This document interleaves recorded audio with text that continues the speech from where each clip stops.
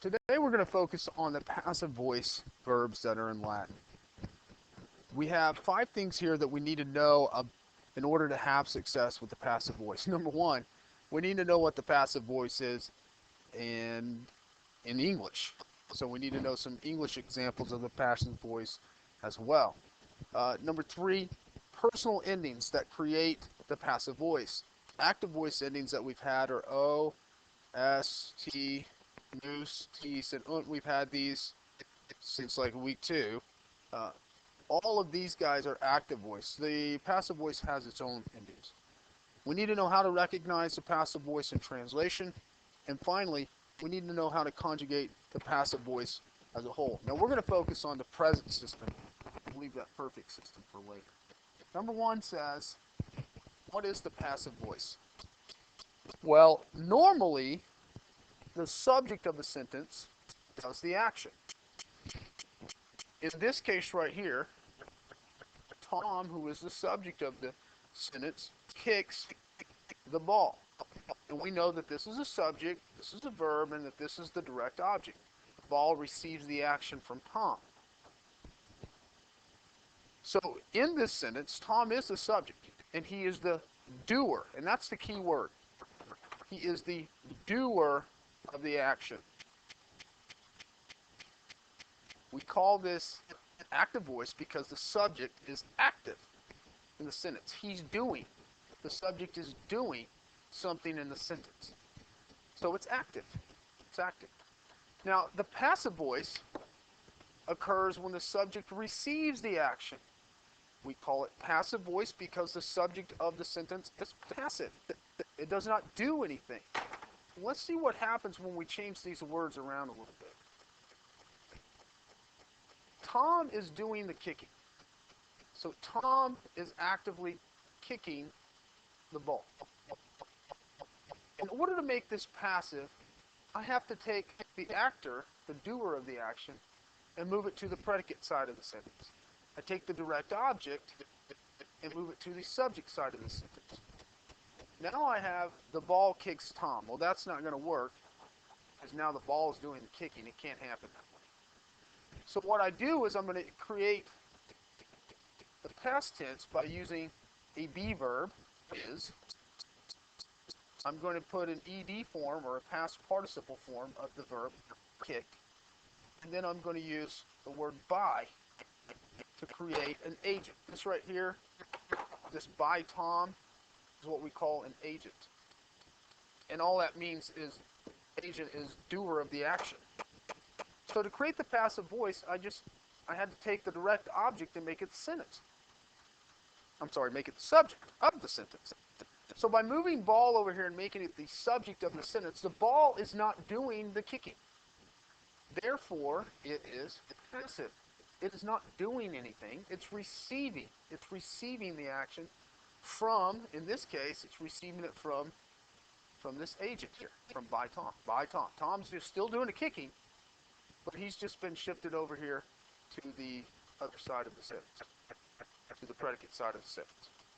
And by moving him over there, we've created the passive voice because the ball, the subject, does not do anything.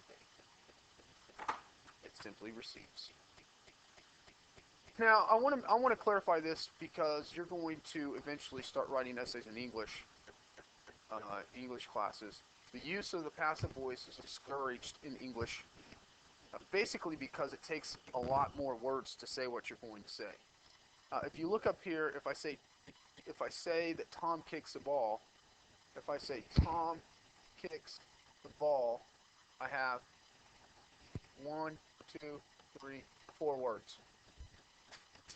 Okay? But if I make it passive voice, I got to get rid of kicks because that's active. If I make it passive voice, now I have 1, 2, 3, 4, 5. I have 6 words. So it takes more words to say what you want to say if you use the passive voice. In short, it takes a lot more words to create the passive voice verb. So by staying in the active voice, writers are less wordy.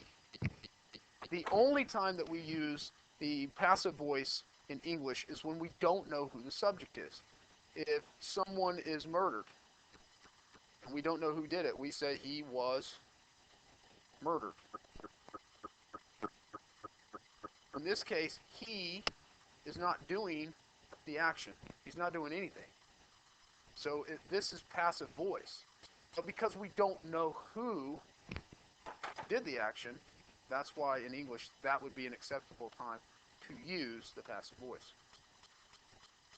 Now when you're translating for me in Latin, make sure if it's passive that you translate it in the passive. Don't change the tact. All right, number 3 is, this is number 2, examples in English. The key to the English passive voice is to find the correct tense of the be verb, and then to add the past participle. Most of the time that past participle is ed. Now in the present tense, we're looking at present tense. So, okay, what is the present tense of be? Well, we have am, are, is, are, and are. Present tense of the be verb is what I'm going to start with. So I have I as my subject, am is present tense, and then I'm going to put on those past participles, those ed ending words.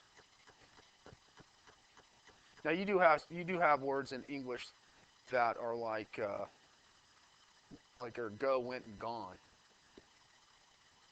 So that you have the present, you have the simple past, and then you have the past participle.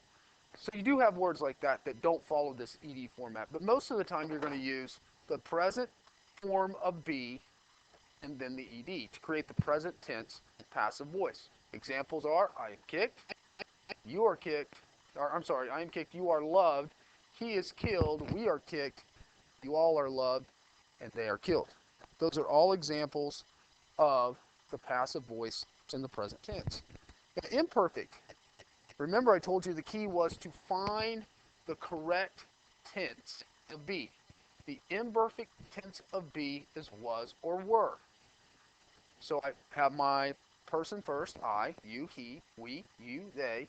I add my was or were. I was, you were, he was, we were, y'all were, they were.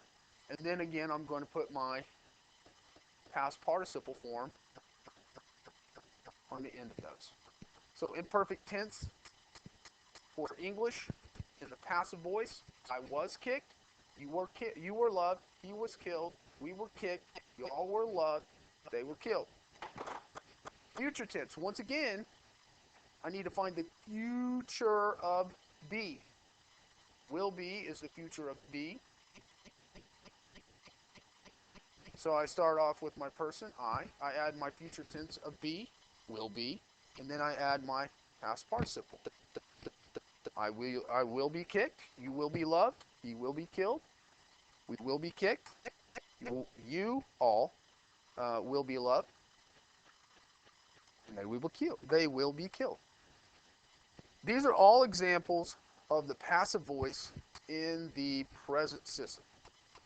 So let's go back up here real quick to clarify some things. If you'll notice on all of these, the subject is not doing the action. If I say, I am kicked, I am receiving the kick. I'm not doing the kick. If I say they are killed, then they receive the action killed. They're not doing the killing. That's what makes it passive. The subject does not do the action. When the subject does not do the action, it is a passive voice. So here I have you were loved. Are you doing the loving there? No, you're the one being loved, so it's passive. You're not doing the action, so you're a passive voice. The subject doesn't do the action, it's passive voice. Future tense here, future passive. If I say we will be kicked, who's doing the kicking? Well, we don't know, but it's not we. We aren't doing the kicking. We're receiving the kick. Because of that, we have passive voice. Now we're at number 3. Number 3 was the Latin personal endings. for the passive voice. And they are right here. And there's a little song, if you want to remember the song. It is the armor is rusty. The minigun is too. It is torture to enter the battle of blue. Now, how does that work out? Well, you have armor, the armor is rusty. The minigun is too. It is torture to enter the battle of blue. That's how I can remember these personal endings. Now, the present system for the active voice uses, instead of R, it uses O. Instead of ris, it uses S. Instead of tur, it uses T. Moose, tease, and unt. These are all active voice endings for the present system. If I want to make it passive, I have to use these instead. I have to use the R, the ris, the tur, the mur, the mini, and the untor. Now the good thing is that for the most part, we're going to treat it, when we conjugate, we're going to treat it just like we did the active voice. We're just going to have to add different personal endings. And remember what I mean by person is first person ending creates I as the subject. First person plural ending creates we as the subject. The second person singular ending, res, will create you, and many will mean you all in Latin. Third person singular will be he, she, or it. We'll use ter for that. And then they, the plural form, will be untor.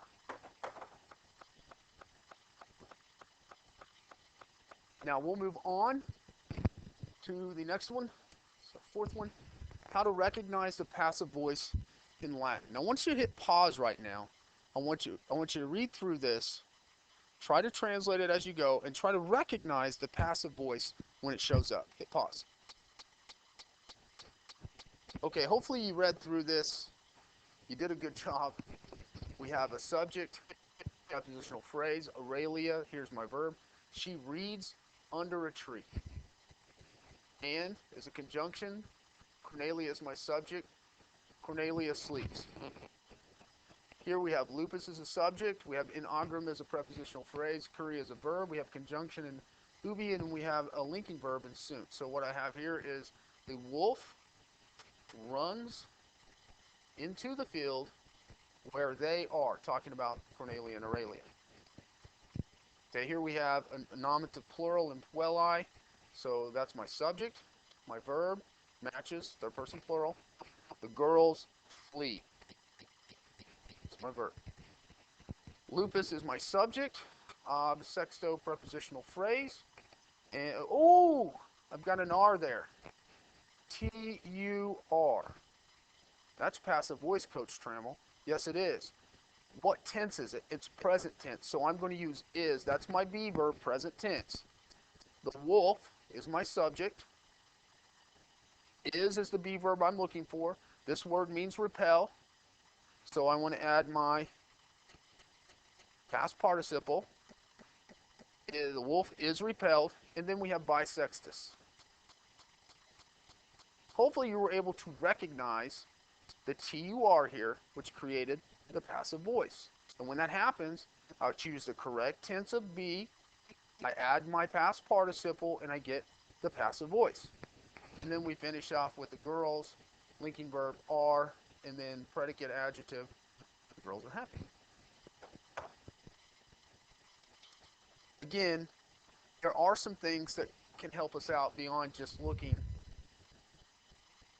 and seeing, oh, wow, that's passive voice. I just see that. That's passive voice. There's some things that we can do. Those things are two things that can help you identify the passive voice. Stopping at the verb. Look at the ending. Analyze the form. Actually look at the form. This will give you a chance to recognize that personal ending that we're talking about. If I stop at this verb and say, okay, what is its tense? What is its number? Oh, wow, coach. Here's the voice change right here.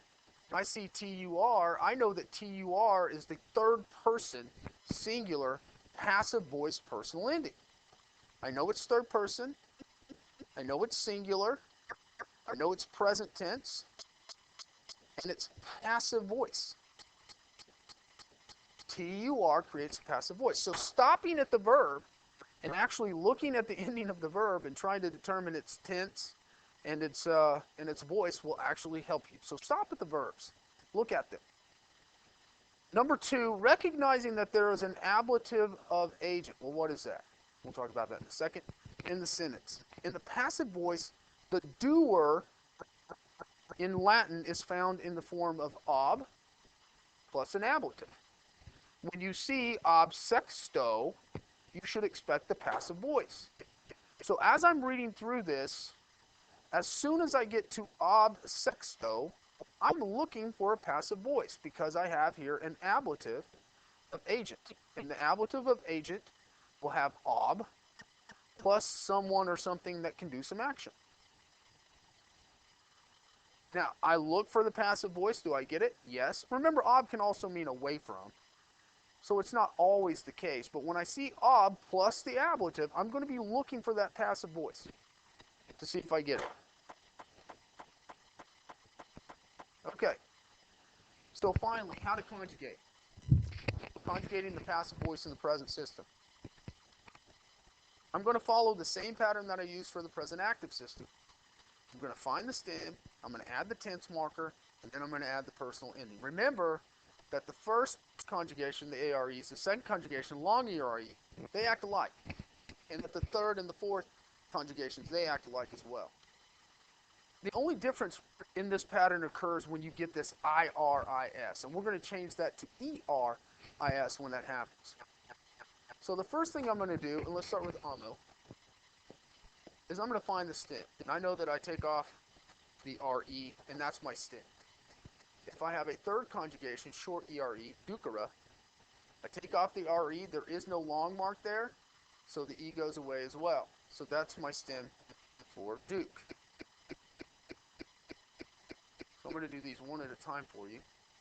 For the present tense of ama in the passive voice, I start off with my stem.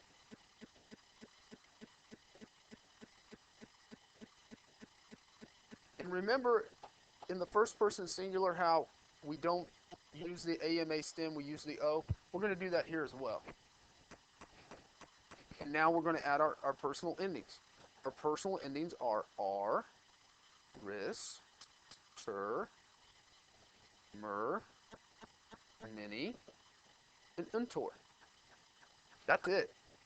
All I really have to know are these personal endings because I treated it just like I did whenever I did amo, amasamat, amamasamat, asaman. Just like I did in the active system. So that's the present of amo in the passive voice. We're going to use duke. Start off with duke. That's my base.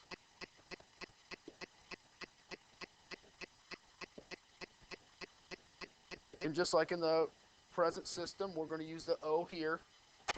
And then we're going to go 4 I's and a U. 1, 2, 3, 4. 4 I's and a U. I'm going to add my endings now. R, ris, ter, mer, mini, and untor.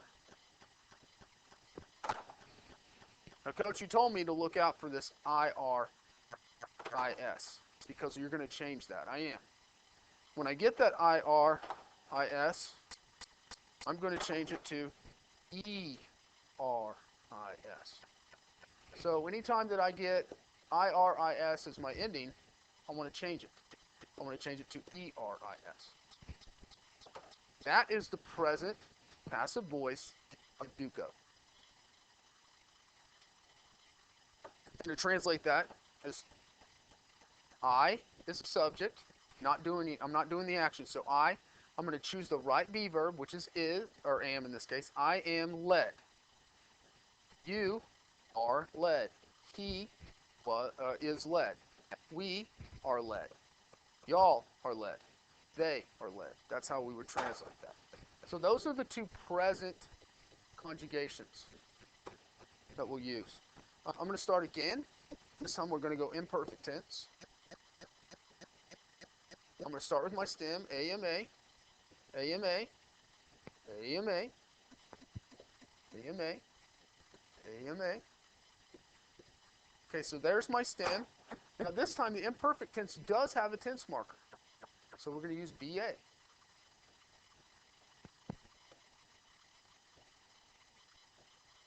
And then I'm going to add my personal endings, which are R, ris, ter, mer, mini, and untor. And I'm done.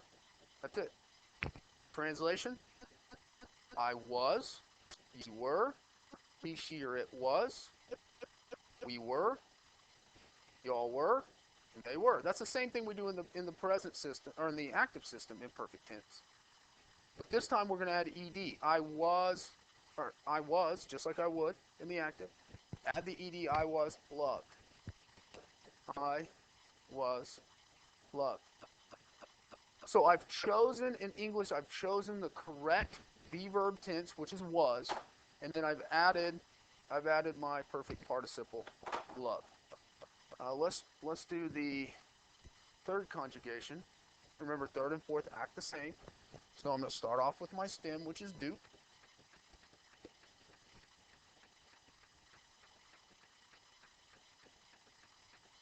I have a marker. I have a tense marker, the imperfect. Remember, for the third and fourth conjugations, I don't add BA, I add EBA. For the third and fourth conjugations, whether I'm dealing with active or passive systems, I'm going to add EBA. Now, if I want the active, I'm just going to add MST musti sunt, but I don't. I want the passive, so R ris ter, mer, mini, and untor. And then I have I was led, you were led, he was led, we were led, y'all were led, etc. Finally, we have the future. Again, for the future tense, I'm going to start off with my stem, which is a ma.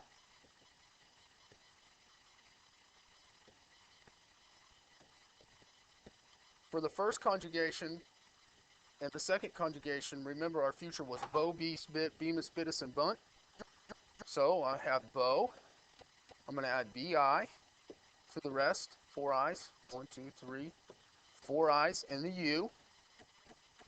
Now I'm going to add my personal endings. R, ris, ter, mer, mini, and untor. I want you to look at this for a second and tell me if you see something that looks off or something that I need to change. You should recognize the IRIS that is at the end of this particular form. Remember, change IRIS to ER. To ERIS. And then I translate I. The future form of be is will be. And then I add my past participle, which is loved. I will be loved. That's it for the first and second conjugations. For third conjugation, again, I'm going to start off with my stem, Duke. For the third and fourth conjugation, remember this, the tense marker of the future tense is E, except for in the first person, where it's A, and then it's going to be E everywhere else. If I'm doing active, I would add MST musti sunt. I'm not. I'm doing passive, so I add R, ris, ter, mer, mini, and untor. Translation, I choose I because that's my subject. Future tense of be verb is will be. And then my past participle is led. And this is how we deal with the passive voice in the present system in Latin.